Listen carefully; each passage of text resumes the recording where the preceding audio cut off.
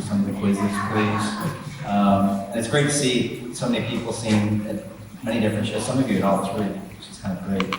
Who's been to Asheville? Oh, all right. The numbers get bigger each time, so we're about a half of the audience has been to Asheville. I'm going to go through a lot of stuff. I'm going to tell you a little bit of a story about Asheville, but really I'm telling you a story about your place. Y'all are about, maybe a decade or so behind Asheville from a growth standpoint. There's a lot of similarities and parallels between my community and your community. Before I get into some stories about Asheville and our lessons about what we do, I want to talk about how I view cities. And I view cities like a DNA. We're all places in time, right? Huntington started somewhere and it's going to go somewhere. So where is it going? What does Huntington want to be when it grows up? And more importantly, this is me. And I had hair, and this is my path, right? So I'm going to be my grandfather whether I like it or not. You all do this, right? More importantly, I look at this guy. This is my dad. And I've got two genetic issues. I'm genetically Italian. You can tell from my name and how I use my hands a lot. But we also suffer from a genetic predisposition to heart disease. So I know that that's in my DNA. This is going to be something I'm going to have to deal with because every male in my family has always had to deal with it. So I can take that knowledge and operate with it and make some smart choices for today that will help me in the future. Y'all get that? So as you talk about your community, who's your role model? What are you trying to avoid? What are you doing to not have future issues? And this is the conversation that your community should have as you make each decision going forward. Are you growing well into the future, or are you giving yourself a heart attack in the future? We in Asheville, if anybody's from Atlanta, sorry, we like to pick on Atlanta and Charlotte and not repeat those mistakes that they did there. We don't want to have the traffic congestion that they have there. So that's what we use as our model. There's good models and bad models. Secondly, I'm going to give you a little test. Again, for those of you that have seen this at home, don't shout it out. But I'll give you about 5 seconds. Just tell me how many shapes you see in this kid's puzzle. I know some of you have been drinking. Just tell me how many shapes you see in this kid's puzzle. Ready, go. Hundreds. You want to be more specific? 20? You can speak up, just shout it out. 275. 275. 14. All right, we got 14 as a low, 275 as a high. Anybody want to go higher than 275? It's all squares. It's all squares, that's good. How many kids are on the bus? Anyone? The 275 person, what time was it on the clock? What? So, Daniel Kahneman, who's a behavioral economist, who's a Nobel Prize-winning behavioral economist, wrote a book called Thinking Fast and Slow. We have two modes in our brains, the way that we operate. What I did is I put you in fast mode. I asked you a question. We are programmed to answer questions. You all got really excited. Somebody shouted out 275. That's actually the highest number that I've ever gotten. But y'all didn't see that there were 5 kids on the bus because they didn't answer that question. You didn't see that it was 10 after 10 on the clock because they didn't answer that question. That information was hiding in plain sight, and we conveniently just ignored it all because that put you into a mode of asking questions. Y'all get that? When we talk about cities, when we talk about decisions, when you go to a city council meeting and you see a decision that's happening, oftentimes it's in fast mode. They're making that decision, there's an agenda that night, they want to make a decision and move on, and they're not seeing the other information that's there. They're not seeing the ramifications of future decisions because they're not asking that question. Y'all get that? What I'm about to show you is all data that's hiding in plain sight. There's no magic in what we're doing. We're just asking different questions. So Asheville, this is where I'm from, right there in the western North Carolina mountains. Beautiful setting, Smoky Mountains, Blue Ridge Parkway, bluegrass music, beer. We've got 20 breweries in town. There's 5,000 people per brewery. We drink a lot. And like any typical little mountain town, we have men that dress as nuns on tall bikes that eat fire. Typical little place, right? So Asheville, this is how we started. This is a shot down Main Street. 15 years after this picture was taken, this is what it became. We like to say the 3 T's made Asheville: trains, tourism, and tuberculosis. And once the trains came there, it brought a flood of tourists escaping the polluted mountain cities, particularly like Cincinnati, Cleveland. that they would come down for the summers in the coast along Charleston. They come up in the mountains for cool air. We had the second streetcar line in the entire country. Two presidents come to visit. We've had Obama 3 times for our barbecue. It's been a while. During the 1920s, we grew 20% in population every single year through the decade. It was expansive growth. We were the second largest city in North Carolina. The only city that was bigger than Asheville was Winston-Salem. Did y'all know that? So we were bigger than Charlotte, Raleigh, Durham. In that process, we achieved the highest debt per capita in the entire United States. We were number 1 in debt.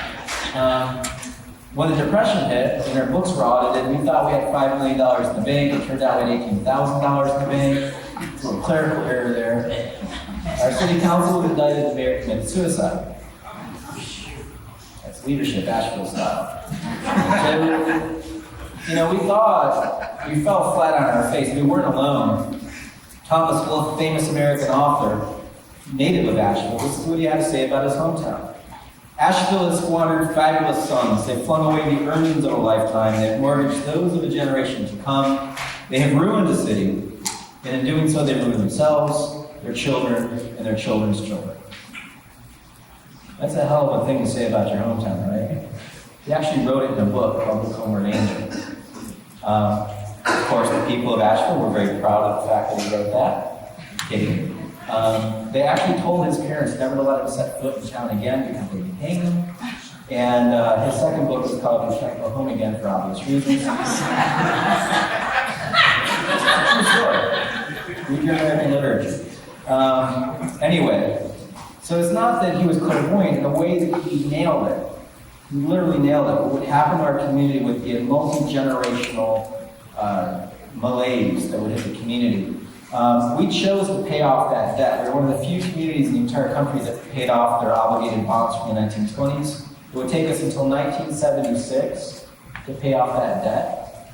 And I love this. This is the actual newspaper from July 2nd, 1976, to show you the damage to the children's children. Like, here they are. It's like the 3 guys. Let's get Miss Asheville to wear a tiara and we'll just burn this last bond. And let's teleprompter in Billy Graham because it's a big thing when Billy Graham shows up. So there it is. But check this out. It's the 3rd story that day in the newspaper. It's not even the top story. It had shackled the town for 40 years. The lead story was somebody dying in a prison fire in some other county. It wasn't even ours. We couldn't even be proud of this. But when we did pay off that debt, we tried to catch up with other communities. We started building highways. We built a highway through the north side of downtown, which became the Crosstown Expressway. We blew a hole through Bowcatcher Mountain. We call this the Bowcatcher Cut. I love that it's on a postcard. Y'all gotta come visit this, right? Wish you were here. Anyway, on the other side of the cut, the mall happened, and our downtown died. Familiar story? Yeah, this happened in cities all across the country. Look at these wonderful fixer-uppers. For those of you that have been to Asheville, this wasn't that long ago. That's a 1996 Chevy Celebrity. And look at that. I mean, you could blow a cannon off and not hit a person on the street. We like to say that our answer was aluminum. We just kind of covered things up with aluminum to hope that they just disappear or something. And like a Greek choir, anytime we try to become more urban, anytime we try to solve our downtown or grow our downtown up, oh, sorry, I'll get to that in a second. So here's all these boarded up buildings. They're just fallow. And anytime we try to fix our city, this Greek choir would rise back up again. And they'd say, that'll never work here. We're not Philadelphia. We're not Manhattan. We're not a city. Y'all have some of these people in your community? Yes. So, you're not alone. This is happening in community after community. You have folks that just lose sight of who they are. So, one of our magic solutions was doing a downtown mall, and which is pretty large. It basically would have wiped out this much of downtown. This had to go on to a voter referendum. It actually lost 70 to 30. 70% of our community said we don't want this. That changed our politics. The mayor and the city council hired a city manager and a downtown director to focus on downtown revitalization.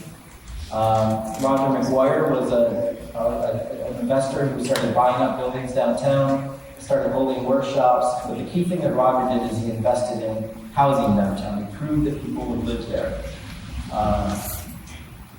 Our firm was founded by this guy. This is Julian Price. He passed away in 2001. It was really kind of weird. He actually died on the exact same day as Roger for a different year.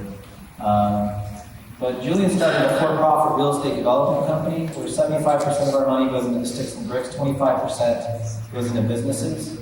So we have a nightclub, the first vegetarian restaurant, but we're mostly about having housing downtown. This is one of our buildings before, after. So we were told by banks this wouldn't work. We actually tried to get permanent financing for this. We needed $4 million to finish the project, and the banks literally told us, well, if you put $4 million in the bank, we'll give you $4 million as a loan. Makes sense to you? We didn't do that, though. Anyway, the other thing that Julian had was that he had his own publication, and we did a lot of communication. We still do it, but it's mostly to talk about cities and how they operate.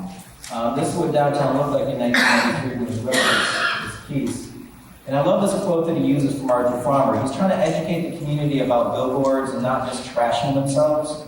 But I love this quote. Among cities with no particular recreation appeal, those that have preserved their past continue to enjoy tourism. Those that haven't receive almost no tourism at all. Tourism doesn't go to a city that's lost its soul. In a way, you can hear Thomas Wolfe coming back. This is a quote from Arthur Farmer. 15 years after we published this, Farmer's magazine listed as the number 5 place to visit. This year we got listed number 1. We will have 9 million tourists coming through Asheville this year alone. Only 90,000 people. We're in an MSA the same size as your MSA. This could be you in the future if you push for it. So our firm is doing rehab, we're doing buildings, and we're constantly trying to talk to our elected officials about what's really going on from an economic standpoint. How do we bring data to them so they can understand how cities operate? So what was going on with our city, this is the value of our downtown in 1991. These first 2 steps right here were by fixing up those upper stories. What we have here, if you just put something upstairs, what happens to the tax base? So the buildings were already there. We didn't get a new building until 2008. To show you the children's children and how they reacted, this guy, I love Chris Peterson. These are some of his campaign ads from the 90s. And I love this taxpayer shackle to this downtown investment of parking garages, streetscape projects. $26 million of investment in downtown was a burden on the taxpayers. I mean, who's got $26 million in their pocket? Anyone? It's a lot of money, right? But let's do the math. Okay. If your downtown is worth $100 million and you invest $26 million and you get back $400 million of return, is investing 26 and getting back 400, is that a good return on investment? Yes. I think so. So why the hell do we listen to Chris? Like, the guy still complains, he still doesn't want to see downtown investment. I think he's wrong. And I have data to prove it, right? So why we do that, why we talk about this in our community is quite simple. This is from Oxford American Dictionary, the word incorporate. Incorporate means to constitute a company, a city, or other organization as a legal corporation. My government is a corporation. We have a boundary, we have a charter, we elect a board of directors, we all have a CEO and a mayor. And your city is essentially a functional corporation sitting inside a larger corporation called a county. Y'all are shareholders, whether you like it or not. If you live in the city, you're in 2 corporations. You better understand that. It's got a cash flow, right? I hope this doesn't sound painful to talk about money like this, but it's all about how cities operate financially and architecturally. So my city is essentially a finite boundary of land that has to operate. It's a series of acres that has to cash flow. That's how the value is created in the city. This is how you can afford stuff. My city's worth, well, I guess I won't say this because many of you now know the answer. My city is worth $12.8 billion in taxable value. What's your city worth? So my city is 4 times the dominant in value. If my city were a Fortune 500 company, it'd be in the top 200. So why don't we talk about this stuff? Why don't I understand that my city actually has value and we should be cultivating even more value? So we talk about buildings like products on land. When the farmer has soil, the farmer doesn't go out and till all of the soil and say, and just make crops happen. But the farmer is making an economic decision based on how much it costs to grow a plant and how much it fertilizes it and how much the crop yield is per acre when it gets in the marketplace. So this is one of our buildings. Here's what Chris complained about right here. We got this subsidy of a garbage can, a bike rack, 2 benches, and a street tree. Thank you very much, city, for $20,000 at our front door. We made retail, office, and residential in this building. We took it from $300,000 in value to $11 million in value. What that means is the taxes on that property grew by 3,500%. So our community now enjoys 3,500% more money off a building. That's not money we get. That goes out to the community for 3,500% more garbage cans or whatever the hell you want to buy. We don't care. Pink flamingos, have at it. We can get more stuff off one building. Anybody have a 401k plan or a Christmas savings fund that grows by 3,500%? This is good wealth for my community. And people say to me, they're like, well, Joe, that's fine, that's $11 million. We've got this Walmart over here, $20 million, right? Very expensive. Walmart's pay $220,000 in taxes. This is my house, these are my dogs. My dogs think they're lions. They're very weird dogs. But Walmart pays $220,000 in taxes. I pay $2,000 in taxes. I'm on a tenth of an acre. So if you had a 1 acre cookie cutter that fell from space, landed in my neighborhood, it grabbed 10 houses, right? Y'all follow me there? 10 houses times $2,000, about $20,000 an acre. And if you take that 1 acre cookie cutter, fly it in space and drop it on Walmart and divide it by the 34 acres it sits on, this is what Walmart pays per acre in taxes. Y'all follow me? This is what our building pays in taxes per acre. So, you all win an election, you're running a government, what kind of cash flow do you want to have? I was in Denver last month, or Colorado last month, and I wanted to make it a little simple for folks in Colorado. I said, look, you got an acre of land to grow something in Colorado, what are you going to grow? This goes for Nashville too, by the way. So, I know you're probably saying, well, Joe, look, we take the loss in property tax so we can get the gains in retail tax. Let's go ahead and remove me because I don't sell anything, and let's do the retail tax comparison. Again, Walmart sells that, but the city only gets a portion of that. We're about $47,500. Add that to the property taxes, so Walmart's producing a total of $51,000 an acre. This is just our property tax per acre. You add our retail taxes because we have retail businesses. Now you're cooking with gas, jobs per acre. How do y'all want to look at this? When you analyze your downtown, when you look at it, you make things apples to apples, you see how much potency, not only architecturally and culturally, this produces for you about who you are, it also produces wealth for your community. You just have to do the numbers. Look at this. We also have residential per acre, they've got 0. So that's the city side. Our city sits inside a county, so you run the numbers on that. This is the average city resident, what we pay to our county per acre, versus the average county resident who's out in the county. We have to pick on the Biltmore estate, their lovely tax break, America's biggest house needs the biggest tax break, but we'll just go ahead and walk past that. Here's the mall, and what the mall produces, $8,000 an acre in county taxes versus residential, so commercial does produce more revenue. But let's not stop there, let's go back to downtown. So here's our building and what it produces in county taxes, $250,000 an acre versus the mall at $8,000. So you find what's good for downtown is great for the city, but it's unbelievable for your county. So this isn't complex math that I'm doing here. It's 5th grade division. I don't have a finance degree, I'm an architect. So you have to do these numbers to understand what's going on in your community. It's about efficiency and productivity. We already do this, right? We talk about cars. We don't talk about cars on a miles per tank basis, do we? If we did, we'd all be driving Ford F-150s at 650 miles per tank. You would say to me, Joe, that's silly. All tanks are different sizes. That's lunacy to talk about miles per tank because you have a big truck and I have a tiny little BMW setup. So when you say miles per gallon, the numbers change. And we should all be driving BMW setups at 70 miles per gallon. Sorry to the Prius owners, but this cute little car, which is very dangerous, produces 70 miles per gallon. This is how we talk about efficiency. Why don't we do the same with our architecture? So we've done this all across the country. And we see this trend. For every dollar of county tax somebody out in the county is paying to the county, a city resident is paying about $5 per acre. The Walmart's about $6, the mall's about $9. But as soon as you get to a 2-story building, this could be some tiny little town in Driggs, Idaho, or downtown Durham, North Carolina. As soon as you get to a 2-story building, it shoots up. This is a 3-story building and a 6-story building. What's crazy is it's not a proportional growth, it's an exponential growth. Your urban environment produces the wealth of your community, period. Right? So, to quote Chief Justice Brandeis, using just the relentless rules of humble arithmetic, if you just do the math on this stuff, you'll see it. We'll take the city and move the city out of the way, and we'll use technology, GIS technology, to come see how the city is operating. We're used to things like streets and infrastructure, or mapping buildings, right? And buildings are built on streets. But then there's the ologies. There's people that map hydrology and geology. This is what typically what GIS is used for.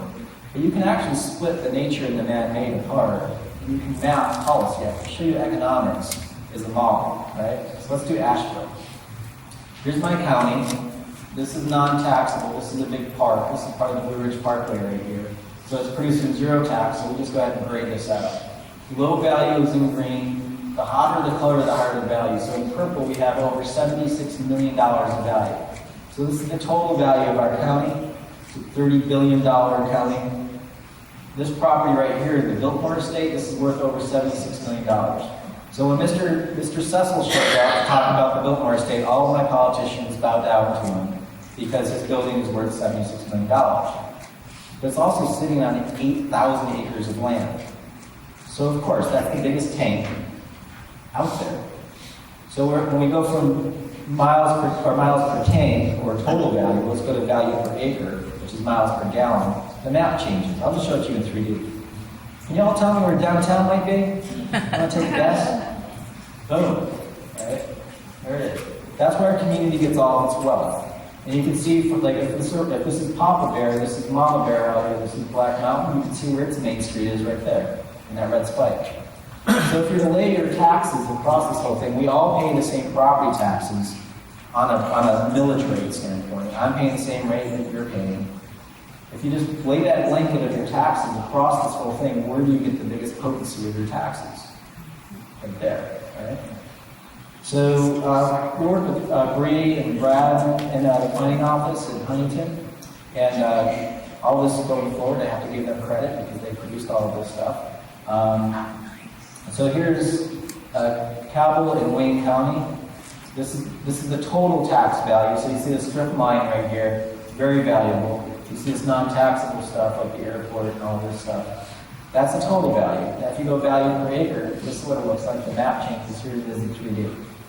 So this is looking north toward the river. Can y'all spot downtown? No, right there.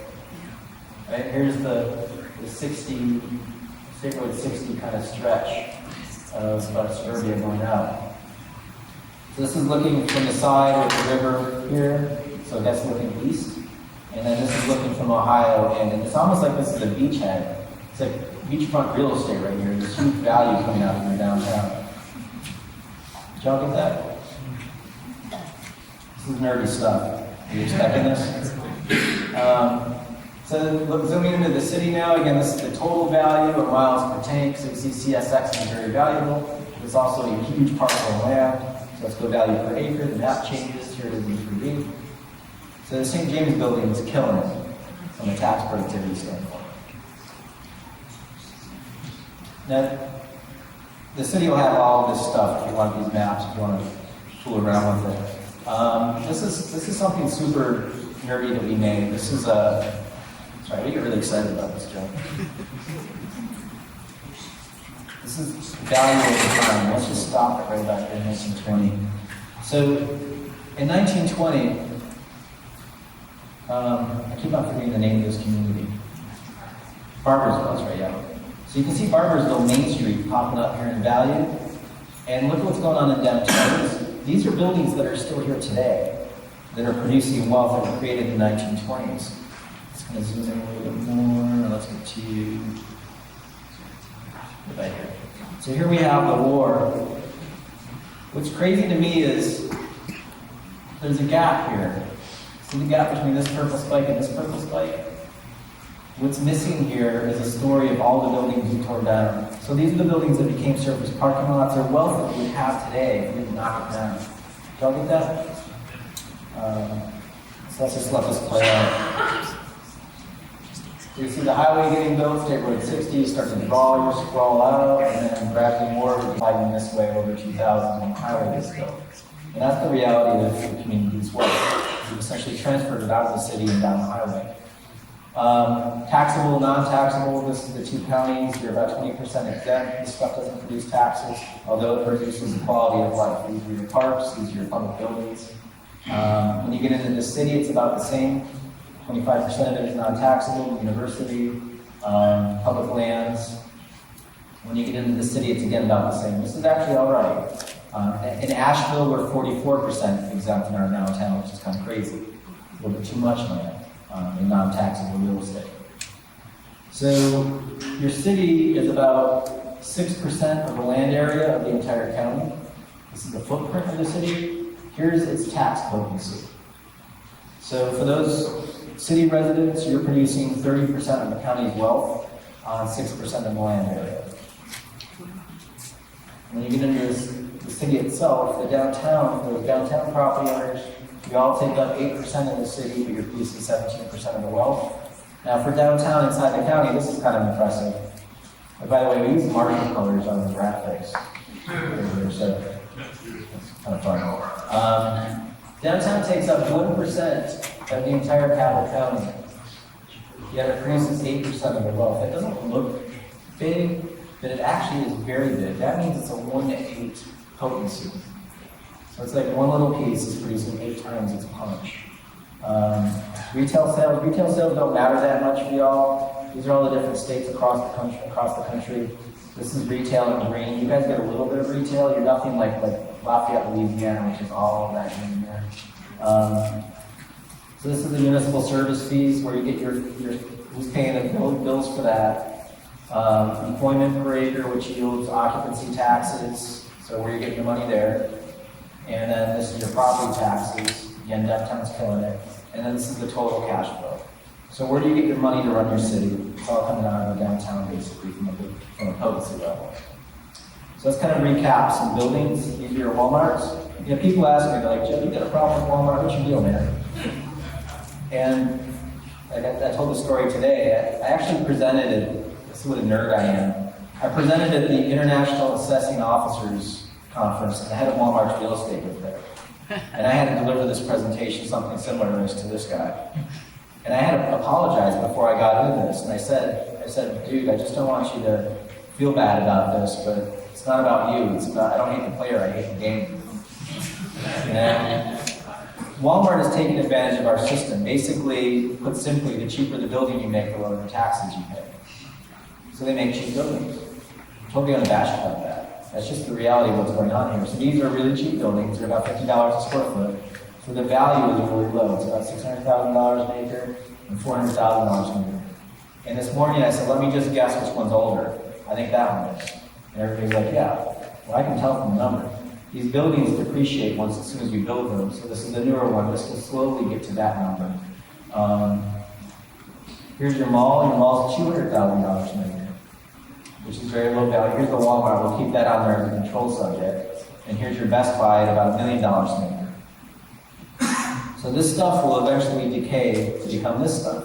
This is the big lots out 60 east of town, next to the Kmart. This is the Kmart at $400,000. The big lots is about $300,000. So the Walmart, which is about $600,000, will eventually become this $300,000 value. Just to put this in perspective, I love this wonderful piece of architecture here. Something really to be proud about, guys. I don't know what happened here, but this is just up forth. It's basically some kind of awful little apartment building, but it's about $900,000 in value per acre versus the big lots at $300,000 and the Walmart at $600,000. This building that we're in right here, in the state that it's in right now, is worth close to $2 million an acre. An empty building, except for us tonight, is worth double a Walmart. that freak you guys out at all? So imagine if this building gets rehabbed. Imagine the potency that will be produced when this building gets rehabbed. That's the value of your community. This is how you calculate your taxes in your wealth. This building that we're in will eventually be like this building. There's a little three-story building. This is around the corner. This has the vapor bar in it. It's $6 million of value per acre. This is out by the campus. This is about $1.6 million per acre. And of course, tall buildings. This is the West Virginia building, $10.6 million of value per acre. Which brings me to another point, your old buildings. Some lost civilization of Martians left you an unbelievable set of architecture. We don't know who these people are, but somehow they got past one story. And look what they've left you. This is the Frederick built in 1906. There's a streetcar. It's lost civilization. I don't know who these people are. They travel in mass transit somehow. $2.5 million of value per acre in the state that it's currently in. And as it rehabs, it will become more valuable. This building, the St. James, I love this. No, that's a horse. There is a horse. This lost civilization with horses built that, which is worth $22 million of value per acre today. That's the wealth that you have in your community that was left by this lost civilization. What's the wealth that you're leaving for future generations with the buildings that we do today? For your kids, your grandkids, your great-grandkids, what's being created by you all today that will become future wealth for your community in the future?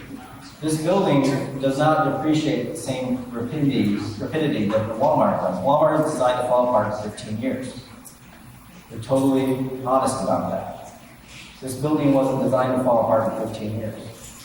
Do you understand? So let's recap. Here's the average county resident and what they pay in county taxes to Capital County per acre, single-family residential. Here's the average city resident. So those that are living in city single-family housing, you actually produce 10 times the county tax than somebody out in the county. Here's the Aldi. This is Huntington Mall. This is Big Lots. This is the Walmart on 60. And then this is that weird little dingbat apartment building by the campus. Producing twice the taxes that a Walmart is producing on a per acre basis. So there's a little dingbat again. Let's kind of go up from there. We did the Pullman with its garages and Pullman without its garages. And theoretically, to be fair, the garages are subsidizing that building. But it's still more productive than the mall is down here. This is the core of downtown. This is the Black Sheep. This is the Pritchard, an empty building, producing $10,000, let's say $11,000 an acre in county taxes. The Frederick, Doe Grills, Pullman Square. This is the Huntington Savings and Loans. This is a three-story building with a vapor bar in it. And then this is West Virginia. When we first did the model, we actually had this one. But the King James just obliterated everybody. Here it is, or St. James. Here it is at $115,000 an acre in county taxes. Y'all get that? It's a lot of money. So 6.7 acres of the building that we're in right now, in the state that it's in right now, would equal the 30-acre Walmart. Apples to apples. When you rehab the building, it drops down to 2 acres of this, equals the 22-acre new Walmart. You only have so much land, how are you going to use it? How are you going to cultivate wealth for your community? Pullman, you'll need 11 acres of Pullman to equal the 117-acre mall. So, we did this studies in other places. We did Durango. One of the things we recommended to your community is actually talk with some of your businesses and get extra data. So we did this we compared the Walmart to the coffee shop and the bookstore in Durango. And this is the footprint of the coffee shop and the bookstore combined, and then this is the Walmart footprint. Here's the property taxes paid per acre of each of them. Walmart's paying about $1,800 an acre. These two little businesses are paying $23,000. Retail taxes, those two little businesses are killing it at about $18,000 an acre versus $5.7 for Walmart. And even jobs, 233 jobs per acre versus 15. And that's just the reality of using the numbers to tell your story. So on the flip side of this, what does the city cost? This is something y'all should be talking about. This is in Lafayette, we're doing this study. Lafayette, Louisiana is actually going broke. The mayor's kind of figured it out. When we did the analysis, we're like, well, actually, you guys figured it out once before. In 1994, these are the cover of their budget documents for the county. I love this. This is a real document that was in public. This is like the finance director put the government in here with this weird kind of 1920s bathing suit, about to get hit by the tsunami, and then the sharks get hit. I guess this is the proto-Sharknado. And then, of course, the politicians just kind of kick the can down the road. We don't want to make a tough decision. We're not going to tell people to stop sprawling out. That's what we do. So the finance director the next year was like, hey, did I mention how screwed we are? And so what they did is they did a forced city-county merger to take all of the assets of the city, liquidate them into the county, basically taking a little dinghy and hooking it down to the Titanic. And boy, everybody was happy because they did a joint city-county merger. And I asked them, I said, look, y'all, you just delayed the paying 20 years. Here you are 20 years later with the same financial problems. What did you do? Did you just fire the artist that did these two covers and use clip art? Like, what the hell did you do? So if I'm a developer building this godforsaken place right here, this is in Arizona somewhere, I've got soft costs, I got to pay my architect, all that thing. I've got hard costs, I've got the cost of the physical stuff, the buildings, the curves, all that. I add my profit, divided by the rooftops, I'm good to go. That's how the business works inside of real estate development. I got to pay for that stuff that I put it down. When y'all plug this thing onto the street, you send out your chief financial officer to figure out what it costs to police, to put fire service, all that stuff. What does it cost for all the hard stuff, all the infrastructure to get out here? Do you guys send them a bill for that? Short answer is no. We send out a tax assessor to come up with a value, and you just hope that the millage rate works. You just hope that the taxes cover the cost. It's a total crapshoot. I'm not the first person to question this. It actually goes back to this guy. In 1974, the Nixon administration published a document called the Cost of Sprawl. There he is. You all know that sprawl came from that term? They knew that in 1974. Basically, the federal government was trying to tell us, that it's a signal, that these are land use decisions that we were making, and they're making financial decisions that were harming us. So this is Lafayette, here's their model, this is their entire county, here's downtown, this is some new urban and stuff. Under the model, this is a side view of it, we've got all the taxes that everybody pays, so we've got all of the costs. We sent everybody a bill for their infrastructure, and we netted the revenue, the green and the red stuff, to see whether you're in the black or in the red. And the colored in the black and in the red. And this is the whole county in 3D. Their counties are called parishes, and we said that the parish is bleeding. But there it is, that's what bankruptcy looks like. They are teetering on bankruptcy. If you just drop this whole model on the floor, this is how it pops up. So you can see where they're getting revenue and where they're hemorrhaging costs. So this is what subsidy looks like. These properties are being subsidized by the core of the city. So putting this aside, one of the things that's kind of interesting, the majority of the costs of all this stuff are the streets and the stormwater. They're living in bayous, rain, all of that stuff is super expensive. To run streets out to it is really expensive as well. This is where they're planning new growth. Ignorantly, they're sending all of their growth into their highest cost areas. So where do you think people are going to go? If you're not charging me for it, of course I'm going to take it. So put simply, in 1949, they had 34,000 people. They had 5 feet of pipe per person and 2.4 fire hydrants per 1,000 people. While they were growing, while they were spreading themselves out, they had actually grown their population to 121,000 people. However, they'd grown their miles of pipe by 10 times per person and their fire hydrants by 20 times per person. So 350% growth in population, 1,000% growth in pipes, and 2,000 in fire hydrants. Y'all get that? Now they told me, they're like, Joe, look, we've gotten rich. We've actually had all this oil money. We've grown our wealth so we can afford more stuff. All right, let's check it out. So it used to be value per household, and again, adjusted to today's numbers, about $28,000 per household in economic value. They have grown their wealth to $45,000, but that's only grown their value by 2 times. So this is like getting a raise for $1,000 a year and going off and buying a 10,000 square foot addition on your house. they have a real serious problem. You all do too. The average house value is about $150,000. The average taxes paid is about $1,500. Of that, what goes to the roads is about $500 per road. They own 6.5 square miles of roads. That's 12 times the French Quarter of surface that they've got to fix. The cost of fixing all of that is about $3,000 per household. How do you all like it if the government was like all of a sudden, hey, you owe us $3,000 a year in road fees? Well, that's just the stuff on the surface. You have pipes under the ground that's going to be $4,000. Part of the reason why they've been going bankrupt is they haven't been charging these fees, but they've been building all of that infrastructure, and the pipers coming due. They owe, the average household owes about $7,000 a household. They've just bought too much stuff. So when we allow this pattern to happen, when people say, whoa, Joe, I like this stuff, I really want to live like this, I don't want to have a neighbor. That would be great, that would make me happy, I want to spread out, right? I want to be 6 foot tall and have a full head of hair. That would make me so happy. I think y'all should pay for it. You can't afford the greenway, the art teacher, the dancing traffic cop. Y'all have a dancing traffic cop? You don't have that money because you buried it in the ground. You can't afford it. They can't afford it. So just to close, there's some really weird things that happen when you guys start to dig in the numbers. This is going to be fairly, as if the rest of us haven't been nerdy enough, this is going to be a little deep. You've got two values in your real estate. You've got this building that we're sitting in, and then there's the dirt that's under the building. Your assessor comes up with two numbers. This is a map from Cheyenne, Wyoming, where we just did just the dirt. We just turned the buildings off, looked at the dirt value. And you see this out here. This is a neighborhood. Everybody's got the same color, so it's about the same value per acre, $15,000.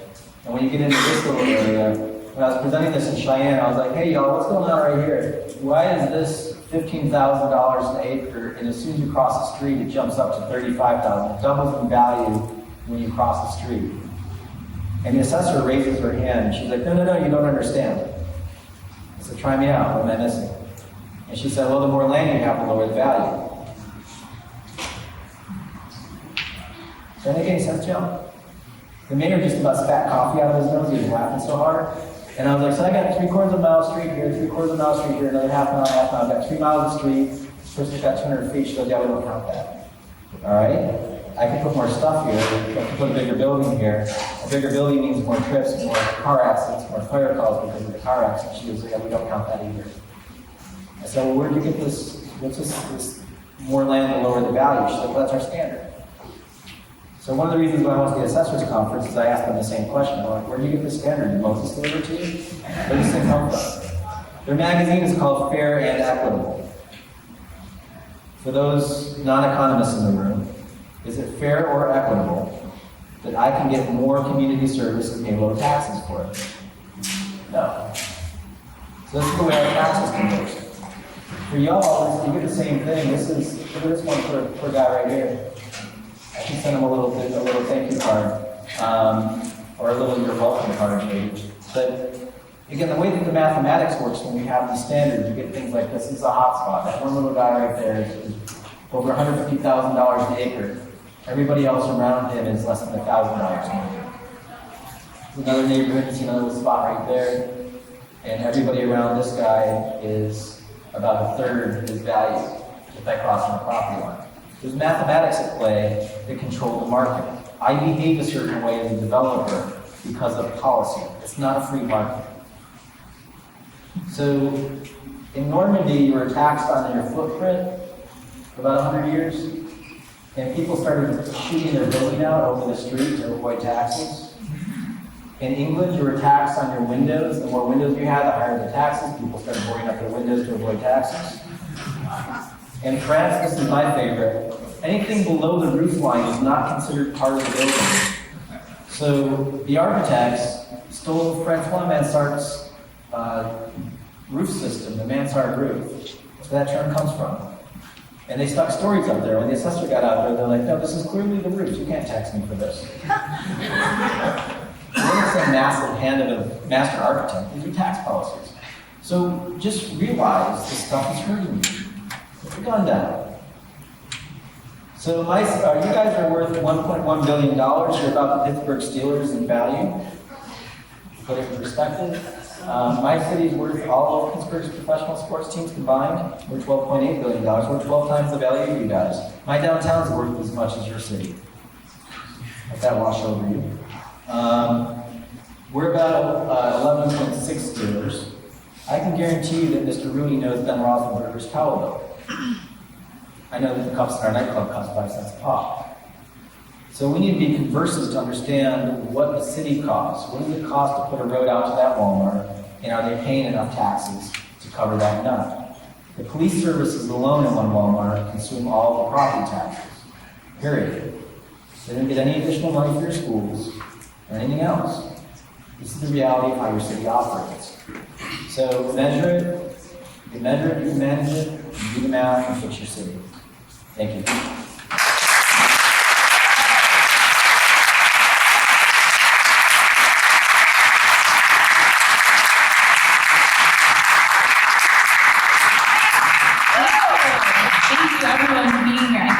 Have a little trends. You're up for some Q&A, so we'll do some questions and answers. Thank you all for tolerating my nerdy kind of tax stuff. It's kind of a weird format to do it in. I haven't done taxes and booze before. This is awesome. Kind of risky. Any questions?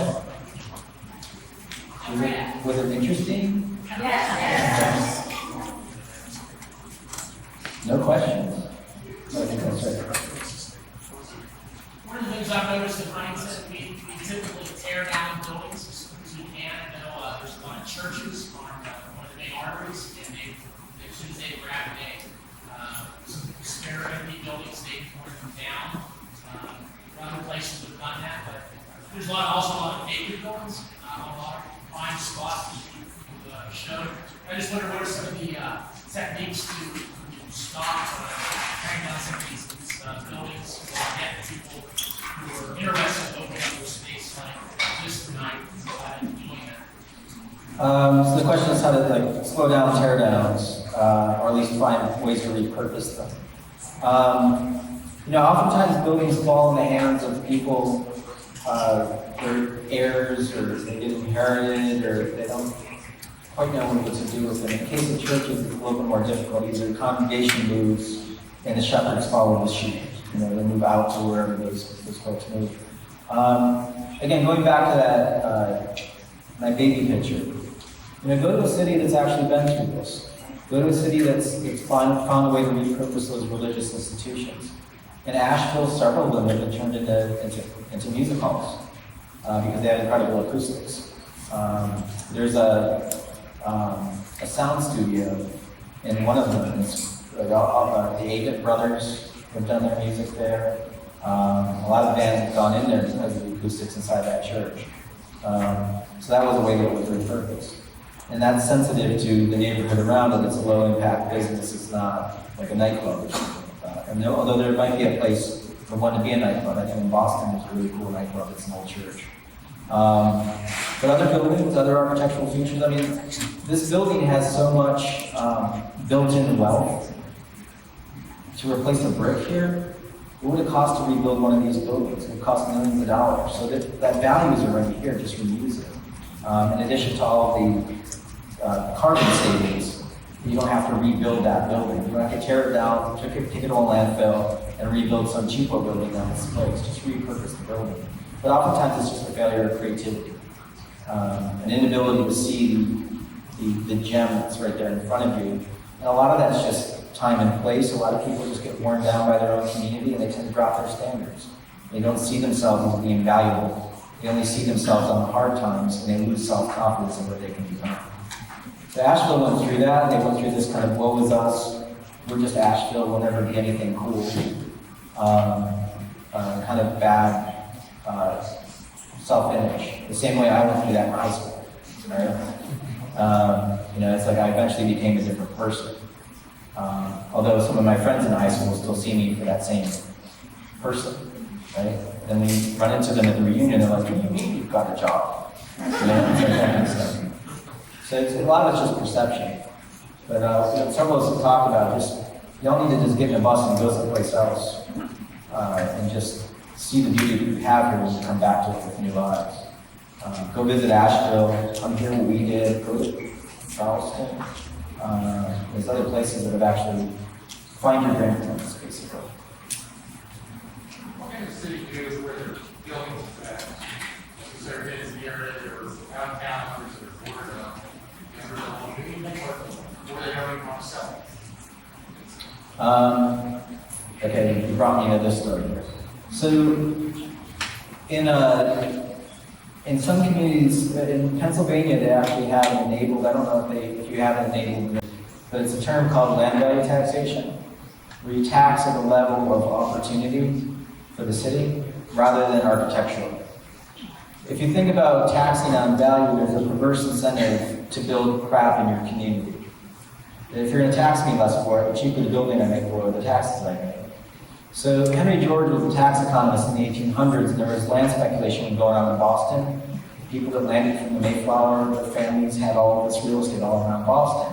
And he's like, well, they're just speculating, they're just sitting on the land. So why don't we just tax land by location rather than the building, and then therefore those people would have a higher carrying cost for holding that property. And eventually it might make them think, I can't carry this anymore, I need to sell it to somebody who actually wants the building and use it.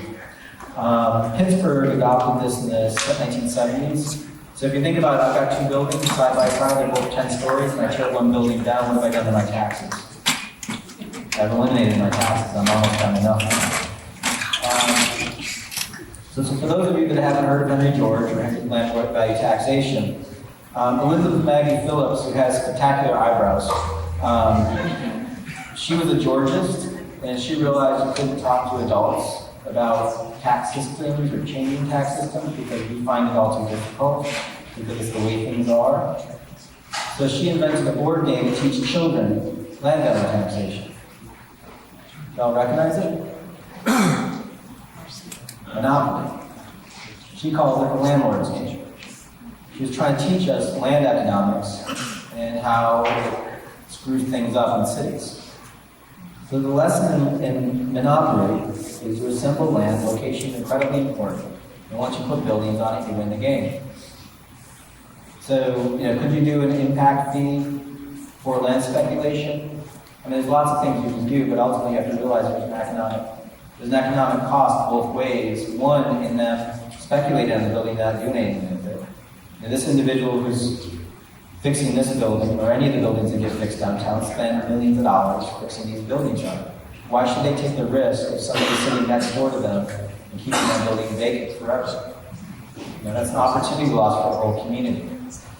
So, this street is actually revitalizing. There's spots that we know what I'm talking about where there's vacant buildings. And again, that's a community conversation you have to have about the politics. But there's going to need to identify that. Now, you could have the city could map who all the out-of-town property owners are, and just have a conversation about it. This is your corporation. This is your community. So, operate in the best way for you all. What you're saying, it sounds like the skyscrapers, higher tall buildings are more important to one or two buildings. It's not like that. Basis.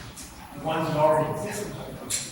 How more, much more could be new skyscraper. Well, you're probably not going to get a new skyscraper, but like something like the picture building, get that, help try to figure out how to get that thing fixed up.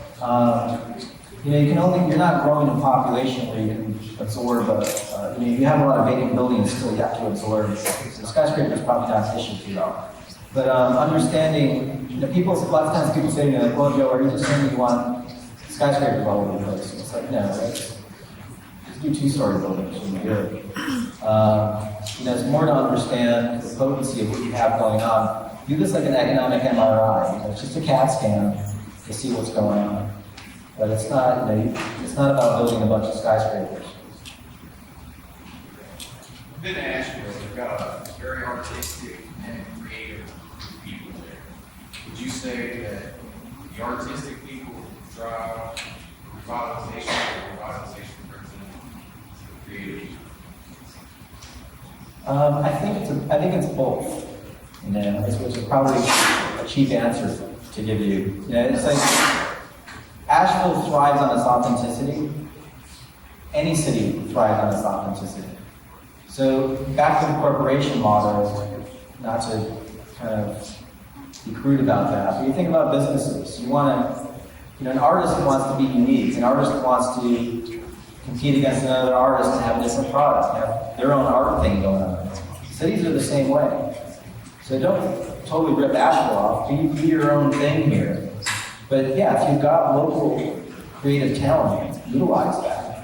Yeah, so at Asheville, we did a mural under the highway. We have Pritchard Park, the Downtown Association. We basically got Melanie makes hula hoops. We got her a DJ, and we have she gives away 250 hula hoops on Tuesday nights in the summertime with a DJ. It's a big DJ hula hoop dance party. It's like she's one of our. It's the way that we see it. Melanie makes hula hoops, but as far as we're concerned, she's a business. She has every right to have access to people in the community and sell her hula hoops. That's awesome. So. What do you think about our club wall? Is there that much of the downtown have clubs? There's lots of beautiful. Yeah, the flood wall is kind of a tricky thing. I think that you're better off for having it. You could, but you've got a lot of missing teeth in your fabric already. Start there.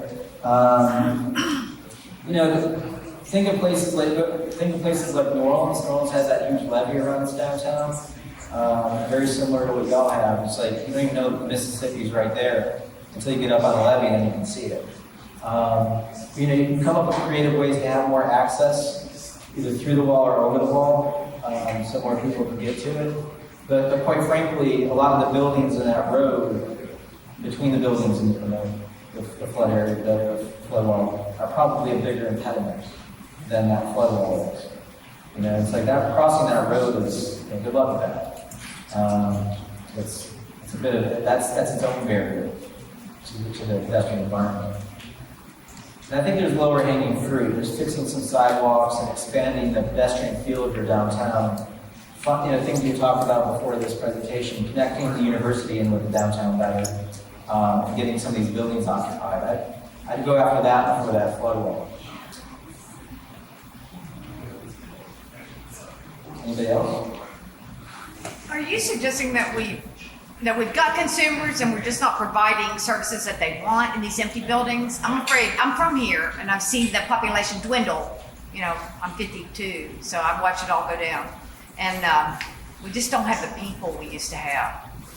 What are you suggesting? It's only worth what you can get for it when you sell something. When you say you don't have the people you used to have, how many people did you used to have?